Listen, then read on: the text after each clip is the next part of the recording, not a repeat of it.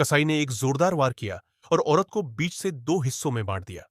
फिर उसने उसकी चीख पुकार में टूटे हुए प्रेमी की ओर देखा। कसाई को प्रेम करने वाले जोड़े सबसे नफरत थे, इसलिए उसने गुस्से में आकर उस आदमी का सिर दबा दिया। मरते समय आदमी ने चीखने की कोशिश की तो कसाई ने उसकी जीभ ही निगल ली, लेकिन वह अभी भी संतुष्ट नहीं हुआ। उसने एक जंग लगी आरी उठाई और अगले शिकार के पास पहुंचा। आदमी के दया की गुहार को अनसुना कर उसने आरी घुटनों के पास रख दी और काटना शुरू किया। कसाई आदमी की पीड़ा का आनंद ले रहा था और धीरे धीरे उस बेचारे की मौत हो गई। इसके बाद वह महिला के शव को टुकड़ों में काटने लगा। तभी अपनी बेटी को खोजते हुए एक बूढ़ा व्यक्ति वहां पहुंच गया।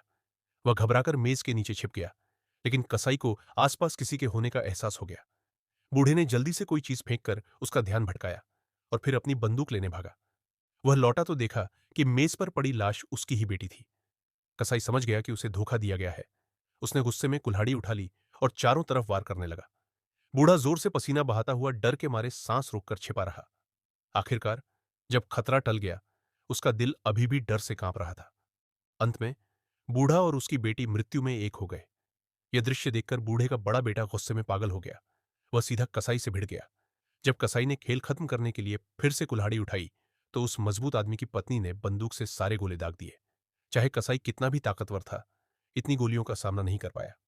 आखिर में समझदार औरत ने उठाई हुई कुल्हाड़ी से एक वार किया और सब खत्म हो